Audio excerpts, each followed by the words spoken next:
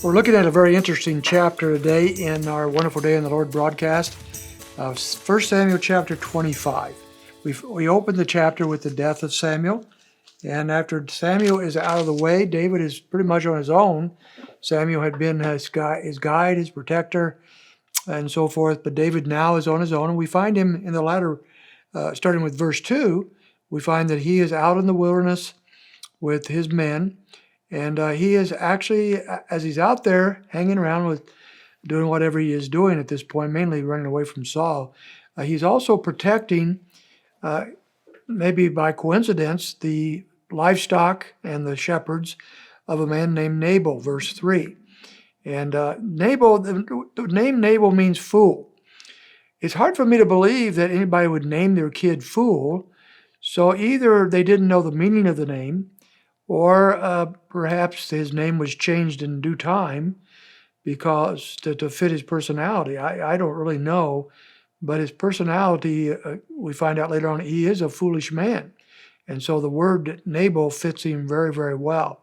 He's married to a wonderful woman by the name of Abigail, but he is a very wealthy man. David's been protecting his sheep and his shepherds, and apparently feels entitled to having some compensation. So he sends some men, about 10 men, to go to Nabal and see about getting some food from him. He's very wealthy. David could use some food, so he requests that. But Nabal is not interested at all. In verse 10, he says, "Who is David?" I mean, he knew who David was. Everybody knew who David was. But to Nabal, that did not matter a bit. He's not going to give any of his stuff to David, even though David has been very helpful to him. Well, this made David angry. And so by verse 13, he girts on his sword, which means he's ready for battle. And he and his men are going to go and they're going to teach Nabal a lesson. Matter of fact, David is threatening to destroy everybody in the home there and his household. So he took off. Now one of the servants told Abigail in verse 14 about what's happening, because they obviously did not want to get wiped out. And they knew Abigail was a wise and gracious woman. So Abigail starts a plan. She decides she is going to intercede, and she's going to go and talk to David, get some food for David and his men, and keep this disaster from happening.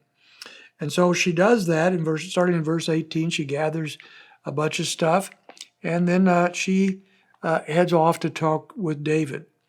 And she says, please, verse 25, please do not let my Lord pay attention to this worthless man. That's not very honoring to her husband. But that's what she says. Nabal, for his name is, so is he. Nabal is his name, and folly is with him. But I, your maidservant, did not see the young man of whom my Lord had sent. So she's saying, look, I'm going to intercede here. I'm going to step up. Nabal may not have given you any food, but I'm going to help you here.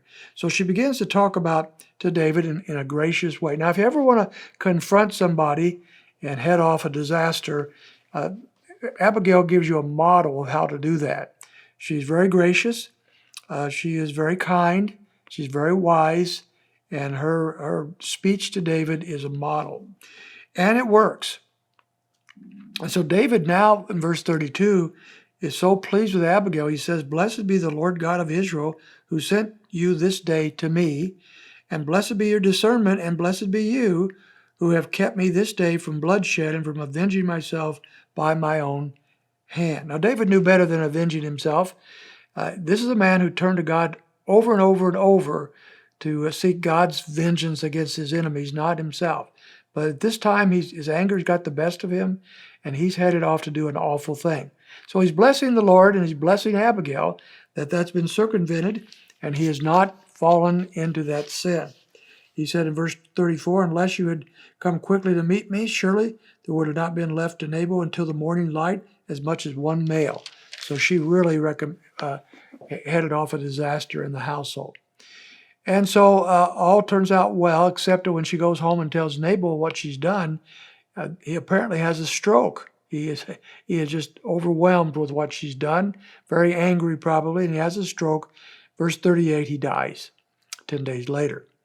Well, the story continues by David then, when he finds out what has happened here, he makes a proposal to Abigail to take her as his wife, and she becomes his wife in verse 42. That's pretty good. She's a great woman and a good mate for him, but he already has just married another gal in verse 43 and still married to Saul's wife, Michal, even though Saul is in his own vindictiveness has taken her away. So now he's really got 3 wives, and he's going to get a bunch more later on. So David is starting to head a direction that is not good for him. But we'll pick that story up later on.